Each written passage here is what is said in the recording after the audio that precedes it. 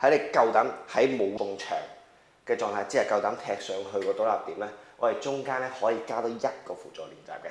我哋攞張 crash mat 推過嚟呢度。OK， 隻手撳喺張墊前面。OK， 驚我隻手係埲牆嚟嘅。